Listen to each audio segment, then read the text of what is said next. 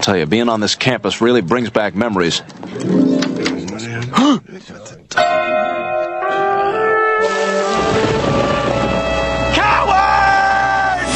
It's been 26 years since the last entry in the Fatal Fury series. SNK's inaugural fighting game franchise that paved the way for some of the other fighters for the company, such as the Art of Fighting and the King of Fighters.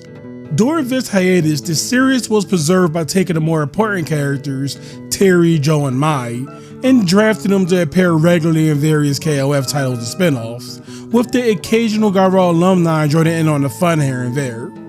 And I wouldn't blame anyone for thinking that the Hungry Wolves will ever return. That's until 2016 when KOF returned for 3D facelift. Good or bad depending on who's asking. Then Samurai Showdown in 2019. And I don't know about you guys, but I've always theorized that we'll be eventually getting a Garou 2 down the road. Fast forward to another KOF game later, and here we are. A lot sooner than I expected. Fatal Fury City of the Woods was released a little over a week ago on all major consoles, with us choosing to review the PS5 version, because we recently got one and you bet your ass you're gonna put that bitch to work. This is Team Crossbody, and this is our Fatal Fury City of the Woods review.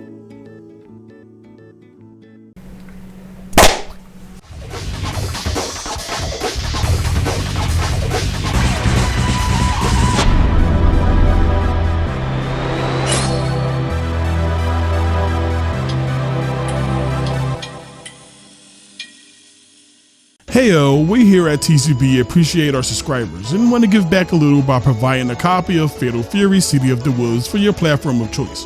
All you have to do is watch the video to learn about the hashtag to attach to your comments if you're interested in participating in this raffle.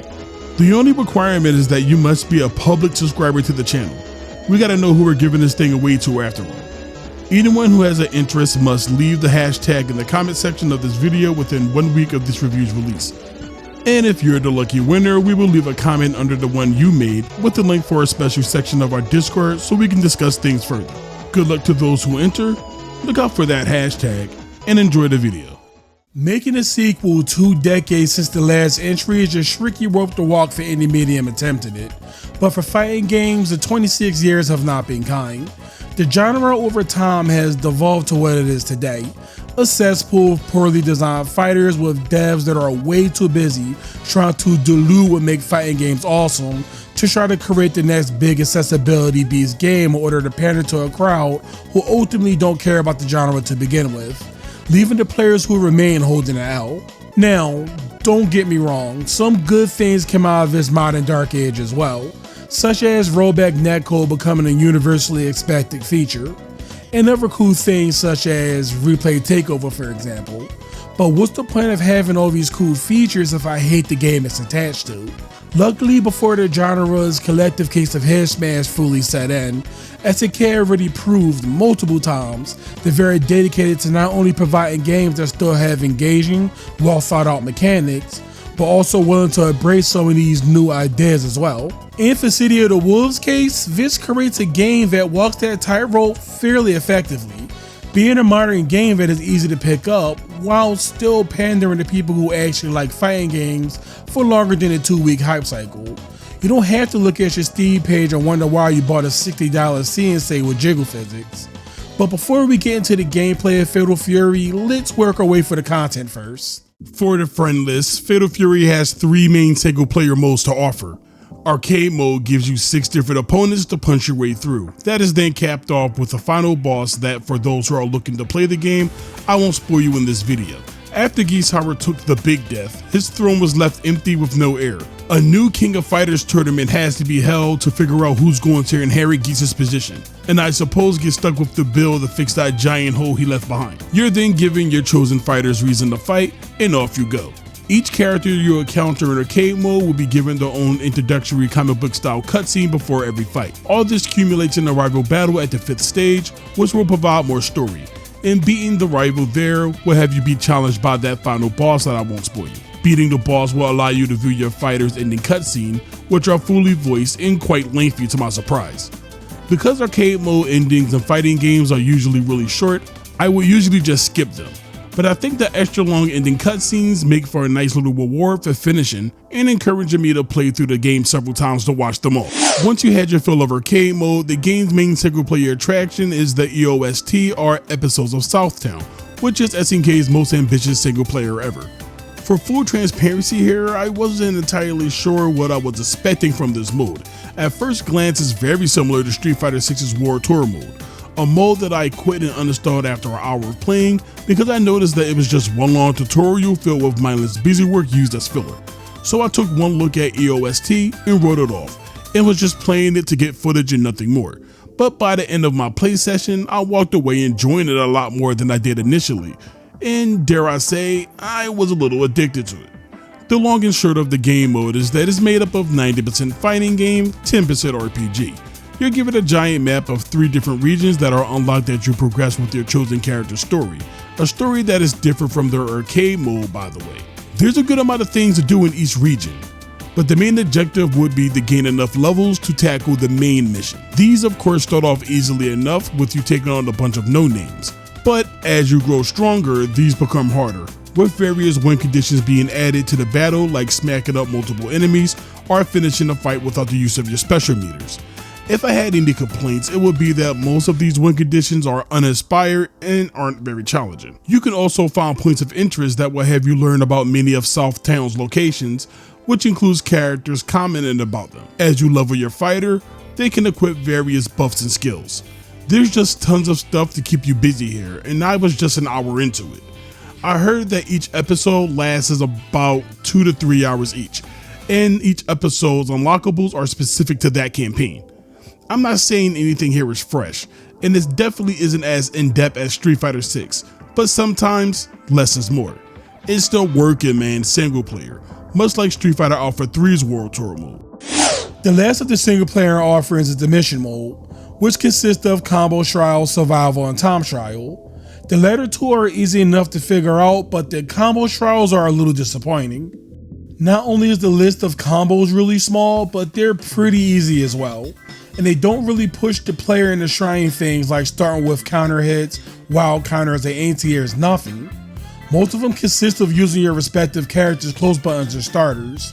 There's just no challenge here. City of the Wolves has a lot of mechanics that are expected to be used regularly, so it's disappointing to see just how lazy the game tutorial turned out. I mean, you went into making a game that was more difficult than the average modern fighter. You think the time would have been taken to help explain each of the game's mechanics in good detail, as not to leave anyone scratching their heads. It's your typical, here's the mechanic, do it for a head kind of approach, and SNK didn't bother to explain proper use cases for them or anything. This needs to change.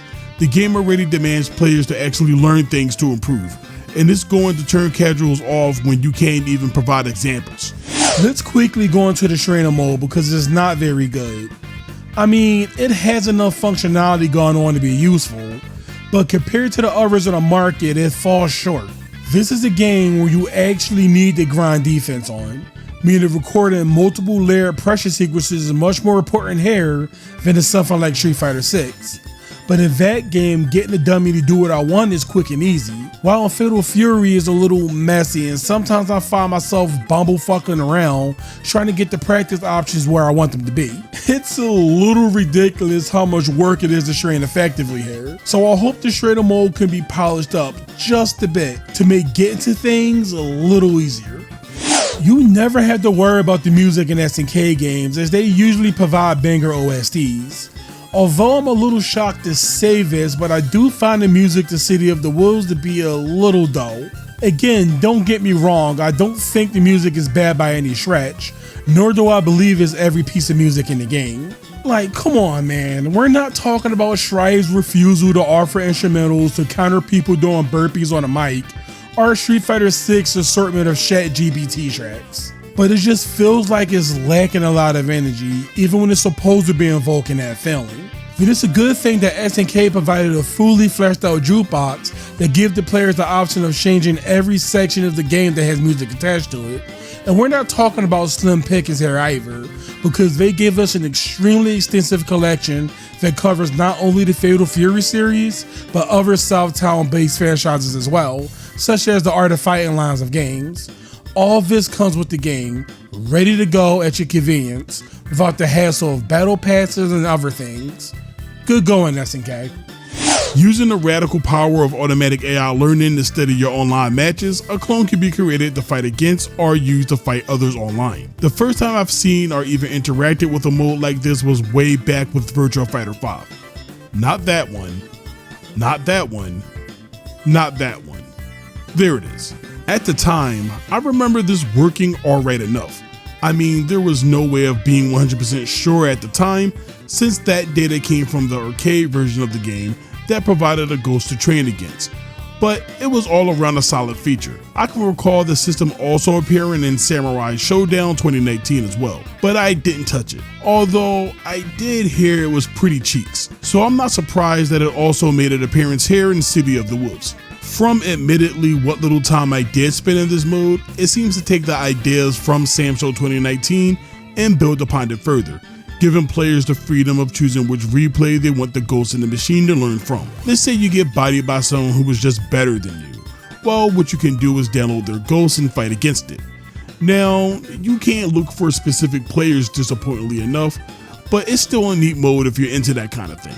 Me, I'd rather get my experience under Trial by Fire, but maybe if SNK decides to include that ability to search for particular clones down the road, I'll give it a second look. After 2 whole games with questionable online quality, one which completely destroyed a legit gem of a game, SNK finally got their act somewhat together with KOF 15, but the slow rollout with fixes to a troublesome matchmaking already took its pound of flesh from the games before the issues could be resolved. And while I personally didn't have any issue with Fatal Fury's first beta, I guess I got lucky, lots of people felt like it might be going down the same route as his older cousin. After hearing about the problems people were having, I was all gung-ho on the devs delaying the game to fix the issues. I didn't partake in the second beta because of reasons beyond my control, but I was excited and glad to hear from other players that it was significantly improved. And that's my experience going into the full release. The netcode is very good. Needless to say, it's not going to save you from someone's inbred connection, but I had little to no problems during my time with it. Even when the rollback sets in a bit and things get a little jumpy, it stood relatively strong at around 190 ms. So anything above that in the Wolves of Southtown will quickly enter Shantytown territory. The most online has the R-Fire bare bones, which is rank, casual rooms, and an aforementioned clone mode. The online experience in general is undercooked. Outside the netcode itself, the UI is sloppy, and annoying code-based ROMs instead of being sane is just using invites. Oh, and characters don't have individual rankings either. If you can look past a couple of these hiccups, then I suggest grabbing it now, because the player base is quickly thinning out with all the pups leaving and the wolves already been cracking, literally and figuratively.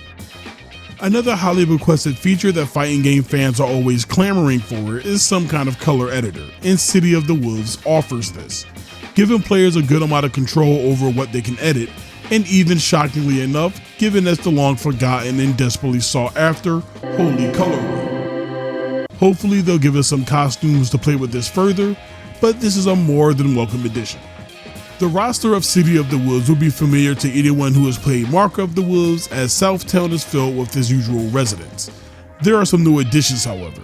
Vox Reaper arrived and inherited Grant's moveset. Zoomer Girl Prisha moved in with a mixture of her teacher Joe's techniques while providing her own spin on things. And Fatal Fury 2 veteran Maya Shiranumi makes her debut as a Hungry Wolf, bringing her classic moveset with some new ideas sprinkled here and there. Speaking of the bouncy Chrono Weech, she's sporting a new look for this outing, and to be completely upfront, I actually like this design of the character better than her older look. Oh. Relax, I know this might sound sacrilege to some, but hear me out. My reasoning is super simple.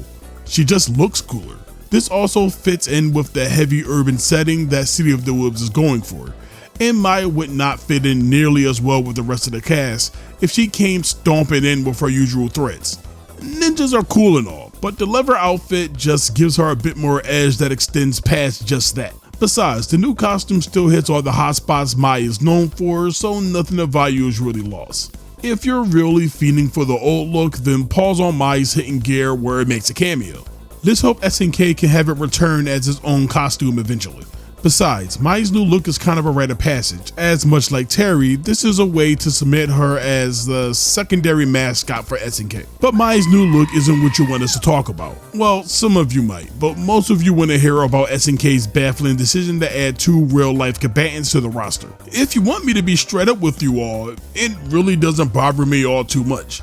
Anyone can figure out with a courtesy Google search that SNK has been drowning in that Saudi money as of late, and this was just a mandate passed down from their new overlord. With that being said, both Cristiano Ronaldo and Salvatore Ganacci are solid additions for what they're worth. At first there was a ton of pushback against these two, but after an exhibition showcase before the game's release, public opinion seems to have gotten better. Well, Ronaldo is just recognized as a generally good function because they turned our favorite sex offender into a soccer robot with no real personality. But the script was completely flipped on Salvatore thanks to his charming animations and him actually making pretty good music. This just reeks of Danica Patrick, but at least she's in a racing game. Are they dumb? Yes. Did they cut one of the Kim brothers and Freeman to add them?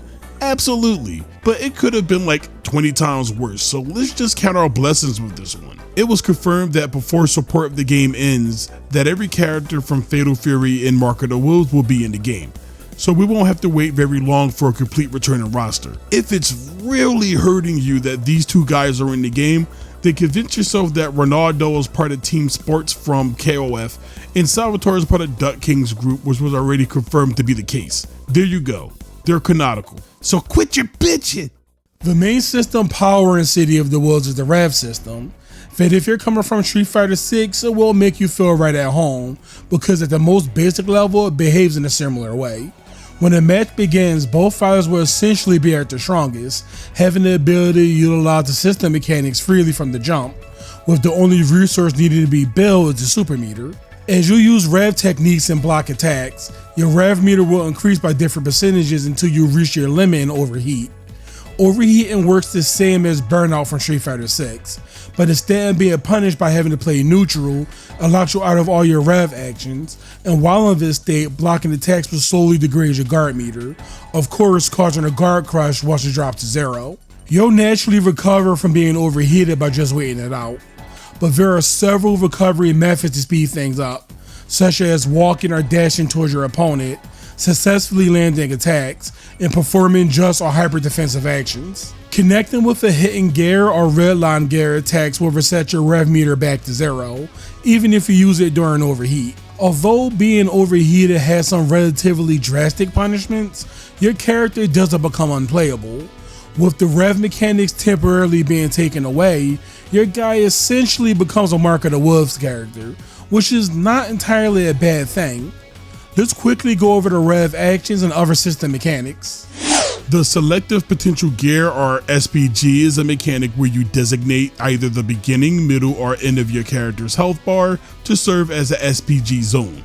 These SPG settings are referred to as Accel ratio, Flux ratio, and Final ratio respectively. When the character's health reaches the SPG threshold, they will enter the state, gaining a 10% damage buff, reduced rev gauge usage from rev arts and Accel, and access to the powerful rev blow and hidden gear techniques. After leaving the SPG zone, you lose all those perks mentioned. The rev gauge changes depending on where you place your SPG. Accel seemingly has no effect on the meter while using rev arts and Accel, but as a trade-off, you get to enter the SPG state on the top of the round and gain access to rev blows right away, while Final ratio provides the greatest reduction in meter usage, but can only be used while carrying the risk of activating where your health is down to its last third. Obviously, Flux is the middle ground, offering a little less meter reduction, but you can also enter SPG sooner than Final ratio. Usually I find the middle ground to be the most preferred option for me, but it's going to come down to the matchups. Rev Arts and Accel goes hand in hand. Rev Arts are functionally this game's version of EX moves. For the 3 people who don't know, EX moves are slightly powered up versions of a character's special moves. They also come with added or improved properties compared to normal special attacks. The main hook to damage in this game is the Rev Accel, that allows the ability to link one Rev Art into another. This mechanic is fundamentally simple in nature, but is highly satisfying to pull off. The input window is fairly tight while doing them, so it's not like you can sleepwalk through combos. Rev Excel can be used to generate unique pressure sequences as well, so it's not all about combos. I only have one real issue with the system, and that's wishing that you can buffer additional rev arts coming from air special moves. Seems like a missed opportunity for some cool conversions off things like Mai's dive kick. I mean, you might can, and the timing might just be tighter or something, but I don't know if it can be done.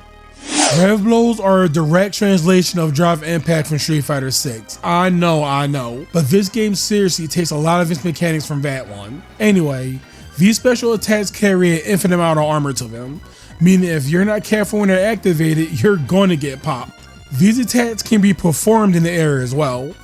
Although being very strong and very much being drive impact at heart, these attacks have some pretty distinctive differences that doesn't make them as badly implemented as that move. First and most importantly, rev blows can only be used while the SPG mode is active, meaning that you'll know exactly when you have to slow down the match to look out for them. There's definitely an argument that rev blows put a pause on the game whenever they're evolved. This was very much the case during the first beta, when the armor of the move happened at frame 1, which made them hard to deal with. But since then, they were nerfed to come out on later frames, what made them susceptible to being thrown on startup, and if caught early enough with a light attack can be blocked or thrown, or even supered fast enough. All rev blows will lose to the universal low mechanic, but the reward isn't high. Airborne rev blows are a lot harder to deal with, although they still lose to the universal low. It's a lot more inconsistent to anti-air properly, so good luck with that. Lastly, rev blows can only be used so many times before putting a user into overheat. So while I understand the irritation these attacks can cause, there are clearly ways to identify and counterplay people who are spamming it, which to me is a lot better than being asked to guess and dodge a shotgun blast at close range, like his inspiration is so seemingly proud of. The Rev Guard is an enhanced blocking mechanic that when activated surrounds a user in a swirling red barrier engine in front of him. Using it not only acts as a push block, but also negates ship damage. Each blocked attack adds to the rev meter, so make sure you're only using it for more predictable pressure sequences to create openings for things that are normally safe. A returning element for Mark of the Wolves are both breaking and fenton. The latter is used for pretending to do a special move, without actually following through to bait opponents in unsafe actions, opening them up for a potential offense. Some fents are fast enough to use as cancels for normals, for either combos or for additional plus frames for pressure. Break and stop special moves midway through. That can be used for mix-ups or combo tools. Another returning element from Mark of the Wolves is the Just Defend, and this mechanic alone is going to separate the drive parriers from, well, pick any fighting game with a parry, and I'm sure it'll be better than that one. At any rate, Just Defending is a critical part of defense and can be done by hitting the back direction within 6 or 7 frames of an attack hitting you. So the window to perform one isn't too strict, and it doesn't alter frame data or anything, but it does offer a ton of useful options to be taken advantage of. Let's quickly rattle off the various uses of Just Defense. With every successful JD, you're given a tiny bit of health back, as well as providing a 1% discount on the rev gauge. It can save you from chip out KOs, and there's no air blocking, but JDing can still be done in the air from a full jump. Just Defending also works in tandem with another powerful option called the Guard Cancel. Any Just Defense attempt can be canceled into a special move. Like what was said earlier, the actual act of Just Defending doesn't change frame data, but since Guard Cancels remove blocks done by going into a special move, that allows it to punish things that are usually considered safe, albeit with a good amount of damage scaling attached to it. It's not a get out of jail free card by any means, as badly timed JDs can still land you in a lot of hot water. They also cost a good portion of rev meter to perform, so make sure you pick your guard cancels and combos out of them wisely, as you will quickly find yourself overheated. Now, I heard from the grapevine that people think there's an argument to be had that Just Defending could be opened up a little bit more because the mechanic won't be seen that often until higher levels of play. While I can understand this sentiment to some degree, I actually disagree with that statement. SNK made it that way because they didn't want such a powerful mechanic so easily accessible. And if you're playing this game, you probably had enough of that going around. So I get why it was designed the way it is. Hyper Defense is the red parry of the game, and it needs to be done by inputting forward during block stun during multi-hitting attacks, within 2 frames of that attack hitting you, making this much stricter than Just Defense. Hyper Defense works just like Just Defense, retaining all the benefits, but the input window is a lot longer, meaning it's not entirely required to buffer super motions out when going for them like in Just Defense, and just being able to use a Just Defense while already blocking. Guard canceling into a super from either Just or Hyper Defense will unleash the dreaded zero frame, a whole ass mechanic that the game doesn't bother to explain anywhere. Zero frames give any special moves zero frame startup, which allows it to hit on the next available frame. This protects you from getting hit by multi-hitting attacks after guard canceling and guarantees you damage for mastering its execution. City of the Wolves gameplay is the gift that keep on giving, as SNK decided to throw in an extra mode of play with the return of the fabled 2-lane battle system, which of course is a throwback to the classic game. Fights play out largely the same, but with characters having access to a sidestep that brings fresh options to an already awesome core battle system. There are also unique techniques that can be taken advantage of with the lane-based combat. My only real gripes with the mode is that it is currently locked into one stage at the moment, and having to move back and forth between lanes can feel a bit clumsy. But when it's all said and done, I'm overall happy that it's back. Now, I can hear the people in the sheep seat screaming, "No one is going to play this mode." First off, maybe not. Second off, maybe. It's not like the core gameplay changes all too much to make this work, and nothing feels too out of place, controls aside, while playing it. Remember, it's not like they're pulling this out of their asses. SNK made several games with this style, so it could absolutely stand on its own as an alternative style of play, once I've gotten the old spit shining. From a gameplay perspective, City of the Wolves is amazing, taking a good amount of new school sensibilities to try to bring in the young bucks, while keeping a lot of its design strictly legacy to lay a solid foundation and to make sure the fighting system has enough bite for veterans as not to completely isolate them by casualizing a game for casualization's sake. If it was successful in that assignment, it would be viewed differently by everyone. Each mechanic bleeds into each other well enough and doesn't exist on an island of its own, which is a massive issue with almost all the currently released modern fighters, with systems that work independently from each other, almost feeling like it's in spite of certain decisions that can easily be made to make these mechanics work in a more organic way that will make everyone happy and not just one camp exclusively. In my humble opinion, this was desperately needed in today's fighting game landscape of hyper-offensive, boringly designed accessibility monsters, and proved that you can definitely have your cake and eat it too. The neutral game is fast, and there's enough system mechanics here to keep things fresh and dynamic without taking away from what's being played, keeping each match from feeling like a Groundhog's Day situation.